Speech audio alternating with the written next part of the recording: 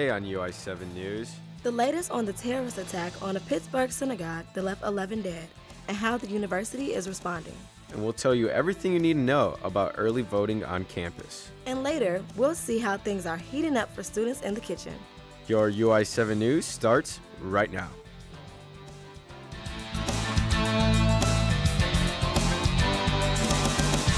From the Richmond Journalism Teaching Studio at the University of Illinois campus, UI7 News, your U of I news source.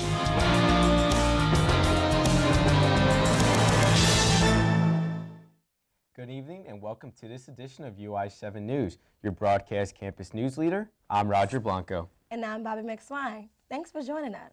Starting off tonight, we have breaking news coming from our neighbors just north of here. An arrest has been made in the missing persons case involving Bradley University's professor Susan Burl D. Ramirez and her husband, Antonio Ramirez Barone. The professor's 21-year-old son, Jose Ramirez, was arrested and charged with first-degree murder, and 20-year-old Matthew Roberts was arrested and charged with obstruction of justice and concealing a homicidal death. The couple was reported missing over the weekend. Deputies found blood inside the couple's home after a relative called police. Peoria County Sheriff said the bodies are believed to be somewhere in rural Henry County. The UI7 News team will keep you updated as more info on this story comes in. In national news, President Trump is visiting the Pittsburgh Tree of Life Synagogue. This is coming after Saturday's mass shooting. The president's visit today doesn't come without some tension. CNN's Omar Jimenez has the story. President Trump is set to visit Squirrel Hill Tuesday, the neighborhood in Pittsburgh where the Tree of Life Synagogue sits, now the scene of the deadliest attack on Jews in American history. Some are more welcoming of the visit than others. I turn to all of our elected leaders because hate doesn't know a political party. Hate is not blue, hate is not red, hate is not purple. Hate is in all. And many think it's too soon for the president to come. The mayor of Pittsburgh won't meet with Trump during his visit, saying he needs to focus on helping his community heal. Our focus as a city will be on the families and the outreach that they'll need this week and the support that they'll need to get through it. Once we get past that, then I think there's the opportunity for presidential visit. The White House invited top congressional officials to come with Trump Tuesday, but they all declined. The president will be visiting the hospital where some of the wounded are still recovering. Presidential visits to communities following tragedies are nothing new. Presidents are often thrust into the role of consoler-in-chief during the worst of times.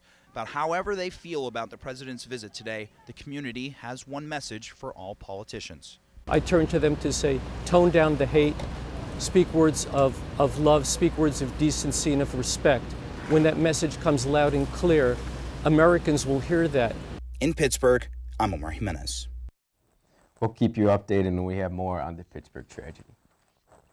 In response to the shooting at the synagogue in Pittsburgh, a candlelight vigil was held Monday night, bringing members of the Jewish community on campus, administrators, students, and the community in general together for healing and peace. More now from UI7's Chris Joe. Over 300 people stood in solidarity on the quad following the shooting of a Pittsburgh synagogue where 11 people were killed. Candles were lit, a card was signed, and leaders from different Jewish groups spoke. However, I do know one thing, and that is that the Jewish people are strong. Prayed, and read psalms. May God answer on the day of distress. The leaders' remarks touched on various topics, but all rallied attendees to unite to combat hatred. But our strength will come not only from finding answers, but most importantly from coming together. The idea for the event was considered the same morning. Event organizer Elon Carroll said his restlessness the evening before was what led him to reach out to student leaders. Thank you for stepping up today. We started getting other student leaders together, contacting some of the local religious leaders, contacting some of the administrators of the school, and by about 2 o'clock we had a plan and a Facebook event, and after that the Facebook event sort of went viral and hundreds of people RSVP'd and shared it, and that's how we got a turnout. Student organizers were amazed by the efficient event setup and rapid community response despite the short notice. There was one reason why everybody came out, and it was to show solidarity with the Jewish community. So to me, you know, that's not something you see on a daily basis. in a world of so much hatred. So that to me it meant so much. Visual attendees lit these candles as a sign of solidarity, while speakers challenged university leadership. When you have people shouting, "No Zionists, no KKK, no more fascist USA," that's just unacceptable. That's not something you should be able to say publicly. But it remains to be seen whether combating attacks with love will yield desired results. In Champaign, I'm Chris Joe, UI7 News. Visual attendees signed a card at the conclusion of the event that was sent to the Tree of Life Synagogue. The card was sent by the Illini Hillel. In political news, President Trump is making some waves with the recent comment about his concerns with birthright citizenship. What the president is talking about doing, he hasn't done it yet, it's one of these things where he's musing, he will do it because he wants us to talk about it, is to do away with birthright citizenship. That's the idea that if you were born in the United States, you are a citizen of the United States. Let me read you what the 14th Amendment says about this. The 14th Amendment to the U.S. Constitution says, all persons born or naturalized in the United States and subject to the jurisdiction thereof are citizens of the United States and of the state wherein they reside. That's the 14th Amendment. This is what the president wants us to talk about a week before the election. Listen. Some legal scholars believe you can get rid of birthright citizenship without changing the Constitution. With an executive order. Exactly. Right. Have you thought about that? Yes. Tell me more. It was always told to me that you needed a constitutional amendment. Right. Guess 14th what? Amendment. You don't. You don't. Number one, you don't need that. Number two, I mean, that's in dispute. You could definitely that's very much in dispute. Well, you can definitely do it with an act of Congress, but now they're saying I can do it just with an executive order. Now, how ridiculous. We're the only country in the world where a person comes in, has a baby, and the baby is essentially a citizen of the United States for 85 years with all of those benefits. It's ridiculous. It's ridiculous. And it has to end. Have you talked about that with council? Yeah, I have. So where in the process? It's in the process. It'll happen. With an executive order. That's what you're talking about, right? Yeah, that's it's a very exactly interesting what I'm talking about. I didn't think anybody knew that but me. I thought I was the only one. As of this afternoon, the White House has not provided additional details of the planned executive order. The interview is part of the Axios on HBO, a new 4-part documentary series debuting on HBO this Sunday, according to the news site. In other election news, early voting is really gearing up on the campus since last Thursday. Champaign County has quite a few candidates to consider during these midterm elections. There has definitely been an increase in the number of ballots cast at the Illini Union, from 550 to 1,795 as of this afternoon. Some offices the residents can vote for include Auditor, County Clerk, State Governor, Attorney General, and Illinois 13th Congressional District. Students and community members have until November 5th to vote early at the Illini Union, until Election Day on November 6th. With the midterm elections just 7 days away, the Illinois student government hosted an event geared to inform voters. During Pulapalooza on the main quad, volunteers helped spread information to aid the voting process. Local political teams were present to make their case. Passerbys learned polling locations and early voting dates and times. Musical performances that were planned to complement the event were moved inside the Union due to inclement weather. Well, if you're heading out to vote early this weekend, or Halloween, our own UI7's news correspondent Nora Rogers is here with us to give us a first look at our weather. Nora? Yeah, it's actually been surprisingly super warm out. If you guys didn't notice, it's almost November and it's kind of feeling like spring today. Yeah, it does, yeah. And tomorrow, Halloween's going to be actually pretty good too. I feel like we usually have like a freezing cold Halloween, but it's going to be warmer temperatures. There's supposed to be a little rain, but I think it's going to be good around the trick-or-treating hours and stay dry around then. Other than that, a little bit of rain, but pretty warm temperatures. So. Well, she'll give us some more after this break. Thank you. Well, we'll check on what the GEO was doing this semester following last spring's strike. And we'll see how one local business is supporting Domestic Violence Awareness Month. Those stories and more are coming up. Stay tuned. It's not my first time bartending, so. It's a sausage party in here. It's fine. I'm very familiar. Yeah, because you're a sexy girl, Sam. Last thing, Yeah. is that the music, when Momo kicks it into high gear, is going to get a little bit loud in here. So your customers are going to have a hard time hearing you. So you may want to. What?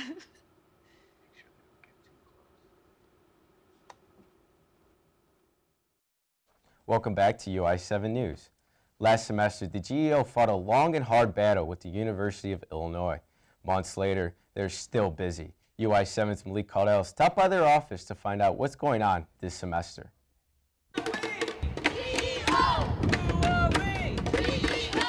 For some, the GEO strike feels like a distant memory, something that could have happened years ago. For others, like the organization's co-president, Bruce Covenant, it feels like just yesterday. Although the demonstration ended earlier in this year, a Supreme Court case has created new trouble for the GEO. Across the nation, this has sort of been a big financial hit for unions, and what we've been working on over the summer and the semester is thinking about how do we respond to the Janice decision and how do we build on the success of our strike. We'll win! We will win! The Janice decision by the Supreme Court says that public sector unions can no longer collect agency fees. GEO's Andy Bowman explains this further. Agency fees, were things that we went towards renting space to have an event to get all of our membership together, or ordering the t-shirts or the beanies that everybody saw during the strike, so as a way of showing that we're all together. The GEO went on strike last semester, and then the United States government struck back with the Janice decision. That being said, the organization isn't giving up, and they're powering ahead, invigorated by the successes of the strike. Co-president Hillary Gross says that despite everything, the group stands together. The union's focus on solidarity and connection is its strength. For GEO and unions all across the nation, the war wages quietly on. Malik Caldell, UI7 News. Present for coffee every Thursday afternoon in the Geneva Room located on the corner of 5th and Daniel to ask questions and stay informed. In other university news, several deans are calling for more tools to deal with sexual misconduct allegations against faculty members. The request was made by a letter to the Chancellor and Provost after new details of the investigation into law professor Jay Kaysen developed. The letter was signed by all 17 deans on campus. The letter said the law school case presents an opportunity for closer examination of our campus's processes and procedures for addressing allegations of misconduct. The letter included College of Law Dean Vikram Amar's call for making the investigation process quicker and expanding sanctions when dealing with sexual misconduct situations. Last week, law faculty also called on the university to change its policies and use a different definition of sexual harassment. Previously, campus investigators said Kaysen's behavior did not meet that definition. University spokesperson Robin Kaler said the university took action immediately to ensure no such violation will occur again. Kaler said the Chancellor is eager to work with all involved to review campus policy. Kaysen has denied all allegations and issued an apology last week. He continues teaching and advising students. As for another contentious topic on campus, one campus restaurant has taken some heat outside the kitchen after posting a very controversial shirt on their website. Cracked Restaurant on Green Street posted a t-shirt design of an egg with the Native American headdress on online. The shirt was immediately taken down and an apology was made on their social media sites. The restaurant faced criticism from people all around the community as the shirt was meant to resemble former Illinois mascot Chief Illiniwek. The owner of Crack doesn't want to be part of any racial implications, but will try to avoid this from happening again. Pretty lighthearted and have a good sense of humor about most things, so a lot of things that might be considered not PC do go a little over my head, but just trying to be a little, I guess, more respectful to the people that do get offended by certain things. This has reopened the conversation on campus about the chief that has both sides of the argument going after each other. The owner hopes that both sides can come together and have an open discussion about the issue. Elsewhere on campus, with over 170 campuses around the nation participating, University of Illinois students are proud to be the first I Stand With Immigrants Day of Action to campus. This annual event is a part of the I Am an Immigrant campaign that incorporates the diversity immigrants bring to the country and to this campus. Throughout the night, students in cultural sororities and fraternities participated in different activities that show why being an immigrant is important in today's society. Tables were set up with henna tattoos, coloring stickers, and a map placing activity to show where students originated from. This opportunity gave students the ability to explore their heritage and celebrate the diversity that forms the unique story of coming to America. Even though fall is in full swing, it's never too cold for some ice cream, especially when it's for a good cause. On Monday, local business Jarling's Custard Cup donated 20 of every purchase to help another local organization, Courage Connection. October is Domestic Violence Awareness Month, and the Women's Resource Center on campus held a month-long span of events called Dining for Donations. Different restaurants such as Portillo's, Monocle's, and Jarling's took part to help fund those in need. Customers who donated to the cause felt it was very important to be vocal about these issues. I think it's important that if other women see and hear about things that could help them in their daily life, it can help them realize that this is an issue maybe that they're facing and that they're not alone. Courage Connection provides shelter and supportive services of victims of domestic violence. From 2017 to 2020 alone, they provided counseling and shelter for more than 200 people in the community. Still to come after the break, we'll see how one grassroots organization grew to serve thousands in a county. And UI7 weather correspondent Nora Rogers will have the full weather forecast, so don't go away. I sent him a text. He texts me back and say, "Who dis?" The next few weeks, you just made fun of me, like would answer the door and say, "Who dis?" Who dis? Drop off a warm meal and get more than you expect. Volunteer at americaletsdolunch.org.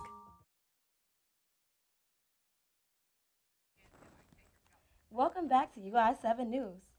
Here at the University of Illinois, food and nutrition students are getting first-hand lessons of putting food on the table and money in their pockets. It's a tasty experience of value from the kitchen. UI7's Maddie Bunton got to see how things are heating up. Bevier Cafe is a real-life classroom that is staffed, managed, and ran by food science and nutrition majors. Assistant Professor Jordan Brotherton says it's about giving them the skills and tools they need to open doors for their future. They're getting hands-on experience in a commercial kitchen, and they can apply that whether they wind up working in a restaurant, whether they wind up working in a hotel, a casino. It's very broadly applicable. The cafe is open Monday through Friday from 11:30 a.m. to 1 p.m. And within that time, instructors such as Quantity Foods manager Carter Phillips work to prepare them for the expected and, more importantly, the unexpected. So when they go into the kitchen and the first person who calls off, they're able to jump in there, get their hands dirty, and get whatever the job needs to be done, and feel comfortable doing it because they've done it here first in a controlled atmosphere. During the course of the semester, students go through rotations including student manager, hot foods, pantry, and bakery. Students also have the ability to create their own recipe and figure out how much it will cost to mass produce. One student, Aaron Davis, says this learning experience is also about tending to their #1 client, the customer. The cafe really focuses on customer service as well and really honing our customer service skills. And I think in any job that you do, customer service is a large part of that. So we're getting some really valuable experience with working through problems or solving other things with customers, which I think will be really valuable. Food and nutrition students say that it's great when people visit their cafe not only to enjoy the food, they too enjoy the learning experience from their visitors. For UI7 News, I'm Maddie Bunton. Not many students know about Bevier Cafe, so hopefully more people can check it out and give them the experience they need. 1 in 5 children in Champaign County suffered from food insecurity, not knowing where their next meal may come from. UI7's Andrea Flores got the chance to speak with one organization trying to fight this epidemic. Being a kid again on a Saturday morning, but not knowing where you'll get your next meal. That's what nearly 20% of children in Champaign County unfortunately worry about. But that's where Feeding Our Kids, a local nonprofit founded by Ann Kirkland and Janelle Keene, steps in. We don't feel that kids should have to worry about where their food comes from each weekend, and we really want them to know that we believe that they can succeed. The two moms noticed the problem at their kids' schools, so they started preparing weekend food packages for 18 students. Now they strive to feed about 900 kids every week with food sorts like these. Since Feeding Our Kids began in 2013, thousands of children have received food packages, so they don't have to worry about what they'll eat later. What started with just 2 schools has expanded to 36 schools in just 5 years across the county. Food insecurity can happen at any time and for any reason, like poverty, job loss, death in the family, and illness. For Feeding Our Kids Board Secretary Andrea Sullivan, tragedy struck in 2010 when her husband lost his job, leaving their family of 4 in the lurch. It was very frustrating too, because it was like you would go day to day and like not know, like on Monday, like if you're gonna have a dinner on Tuesday, and you just take what, few dollars you have and try to make it stretch. Not only do these backpack lunches get students through the weekends, the nutrition helps children do better in school. If one bag of, a small bag of food will help them do that and help them continue to go back to school every week, that's the least we can do as adults. Anyone interested in helping Feeding Our Kids can visit their website, feedingourkids.org, for information on how to volunteer or donate. In Champaign, I'm Andrea Flores, UI7 News. Feeding Our Kids is involved in a number of outreach events in the community, including here on campus. So if you are in a group or are interested in volunteering, be sure to check out their website at feedingourkids.org. Highlighting some good news in our community, one CU business has been making a positive impact in the elderly community for 21 years now.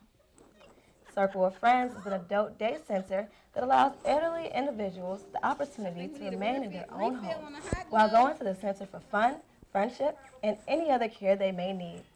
The customers, some with special medical needs, are able to enjoy arts and crafts, go on special trips, or even music therapy. The Director of Programming, Kathy Rhodes, says an important factor in their business are the many student volunteers. We have different schools that come and visit with us, and we visit with them, so I think it's important to have different generations interacting together. Anyone interested in volunteering can go to circleoffriendsadc.net for more information. So Bobbi, are you excited for Halloween tomorrow? Oh, of course I am. Let's check in with UI7's weather correspondent, Nora Rogers, to see how Halloween's weather and the rest of the week's forecast is looking. Thanks, guys. Temperatures today didn't feel particularly like fall. Just when we thought we were done with the warm temperatures, the sun came right out today. Right now, it is 69 degrees in Champaign, and the sun is still out with some clouds as well. The sun will be setting pretty soon, actually, at 5:53 tonight. Looking at other local temperatures right now, they look pretty consistent. You can see Springfield is at 72 degrees, and over in Danville, they're down to 67. Moving across to Peoria, temperatures are down to 65 degrees, and in Rantoul and Champaign, we're at 69. And other Midwest temperatures, it's 57 up in Des Moines, Iowa right now, and 60 in Kansas City. St. Louis and Paducah are at 76 degrees right now, pretty nice for an October evening. Up in Chicago, you can see it's 64 degrees and 71 down in Louisville. Going to our national temperatures, right now we can see they're at 54 degrees over in Seattle and 72 in Los Angeles. Moving over to 40 degrees in Denver, but a huge rise down in Phoenix at 83 degrees. Dallas is seeing similar heat and 79 degrees. Looks like they aren't as warm up in Boston and New York City. Temperatures are in the 50s, but down in Miami, they're looking at 82. Pretty nice October day for them. Let's move back to our temperatures for tonight. We should expect some rain, which is probably where the warmer temperatures are coming from right now. Showers will be later on around 9 or 10, and the temperature will stay around 5 degrees. Tomorrow looks to be a fairly warm Halloween. There's a chance of showers in the morning and later at night, but it should hold out during trick-or-treating hours. The high will reach 58 and drop to 44 at night, so it won't be a super chilly Halloween like we've seen in the past. Looking forward to the end of the week, there will be consistent showers throughout the day and night. Thursday will hit a low of 38 degrees Thursday night, but the next 2 days should be dry and not too cold. We're looking at a Friday high of 55, but we will see our lowest temperature of the 5-day at 33 degrees. On Saturday, we will see a little sun and reach a high of 57. A pretty perfect fall day for those watching the football game or doing Dad's weekend festivities. But we will end the weekend with a little rain, mostly in the evening, and a high of 60 degrees. So yeah, it looks pretty well for the trick-or-treaters out there and for Halloween in general, so Yeah, I'm excited for that. Not too bad. Yeah, Yeah, definitely. Well, thanks, Nora. Well, coming up after the break, sports correspondent Chris Joe will have your latest sports updates. What have you got for us, Chris? Yeah, Bobby, new World Series champion has been crowned. The first edition of the college football playoff rankings will be released tonight. So all that and more coming up in sports. So, is there an election coming up? You're serious? You didn't early vote? I didn't even know there was an election. I'll call my dad. He knows a lot of stuff. Hopefully you can figure this guy out. Hey, Dad. Who should I vote for in the election next week? Pat Quinn? Rod Blagojevich? Okay. Oh, you're coming down next weekend, though. Awesome. Well, okay, I'll just see you then. Bye. He was useless. These guys are ridiculous. Friday, 10 a.m. Welcome back. I'm Chris Joe here with the UI7 Sports Wrap-Up. A champion was crowned over the weekend.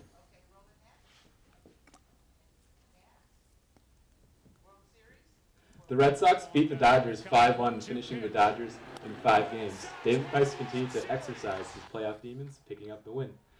Price pitched 7 innings of 1-run ball with 5 strikeouts, and first baseman Steve Pearce garnered World Series MVP honors. He smacked 3 home runs and drove in 8 runs overall during the series. Switching over to college football, the Illini were not as successful, facing the Maryland Terrapins. The Illini were steamrolled 63-33. Maryland running back Javon Leake rushed for 140 yards and 3 touchdowns. Leake also scored on a 97-yard kickoff return touchdown, and Leake became the first Maryland player to score 4 touchdowns in a game since 2010. The Illinois defense gave up 712 total yards of offense following the game, and Illinois defensive coordinator Hardy Nickerson was resigned due to health reasons. Head coach Lovie Smith will take over defensive play calling duties for the rest of the season. And the first college football playoff rankings of the 2018 seasons will be released at 6 p.m. tonight. Sports Illustrated released their predictions of the rankings. They foresee the #1 ranked Alabama Crimson Tide will play the 4th ranked Notre Dame Fighting Irish. On the other side of the bracket, Sports Illustrated predicts the 2nd ranked Clemson Tigers will face #3 LSU. Alabama squares off against LSU in Death Valley this Saturday. And that's it for this edition of the UI7 Sports Wrap. All right, thanks, Chris. Halloween is almost here. It's tomorrow. And with that, so is all the candy. Well, if you're trick-or-treating in New York and you don't like candy, well, you're in luck. Reese's has a great idea starting Wednesday afternoon in New York City. A Reese's candy converter will be set up on 5th Avenue if you're looking to trade those unwanted almond joints and candy corn. The machine will swap your unwanted candy for Reese's peanut butter cups. That's quite the currency trade, the company says. The machine will exchange up to 10,000 cups for 5 hours.